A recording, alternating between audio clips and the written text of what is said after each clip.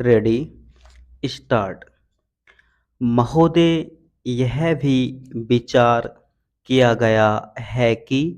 जो व्यक्ति समाज में काम करता है, चाहे आविष्कार का काम करे, चाहे दूसरा कोई काम करे, उस काम में तब तक सफलता नहीं मिल सकती है जब तक कि समाज का सहयोग या समाज ने जो परिश्रम किया है या कुछ आविष्कार किया है उसका उपयोग उसको प्राप्त न हो, उसका उपयोग वह न कर सके। इसलिए जब भी कोई व्यक्ति किसी वस्तु का आविष्कार करता है तो आविष्कार करने में न केवल उसका अपना परिश्रम रहता है, लेकिन साथ ही साथ समाज ने जो काम किया होता है, चाहे विज्ञान के क्षेत्र में या प्रौद्योगिकी के क्षेत्र में या किसी अन्य क्षेत्र में, उस सबसे भी वह लाभान्वित होता है। इसलिए जब हम किसी आविष्कारक के किसी आविष्कार के अधिकार की रक्षा करना चाहते हैं तो उसके साथ साथ यह भी विचार हमारे दिमाग में आता है, जिस व्यक्ति ने समाज की सहायता से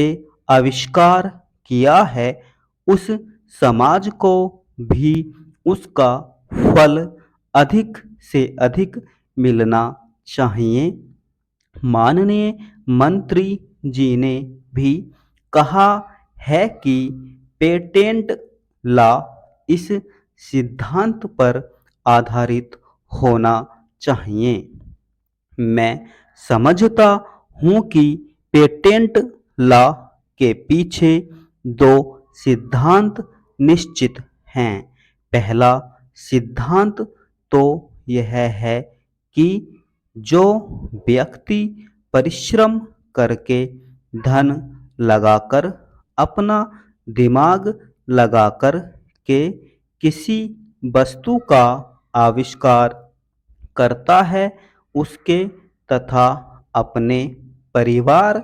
के लोगों के अधिकारों की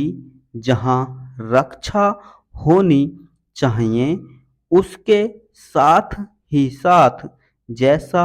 मैंने अभी कहा है,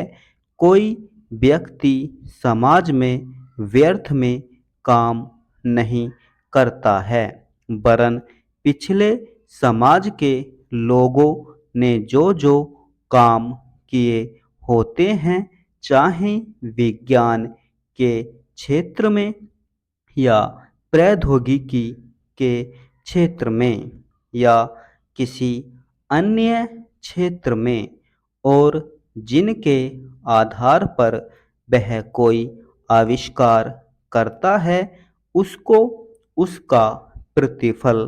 तो मिले, लेकिन जो परिणाम हो उसका प्रतिफल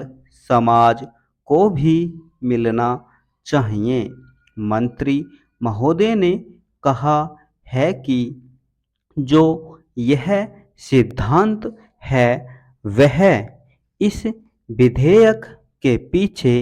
स्थापित किया गया है और इस बात का ध्यान रखा गया है कि जहां हम किसी व्यक्ति के आविष्कार के जो अधिकार हैं, चाहे धन के उपार्जन का अधिकार हो या प्रतिष्ठा प्राप्त करने का अधिकार हो, उसे प्रतिष्ठा का और चाहे धन का, दोनों का लाभ व्यक्ति विशेष को भी मिले। स्टॉप।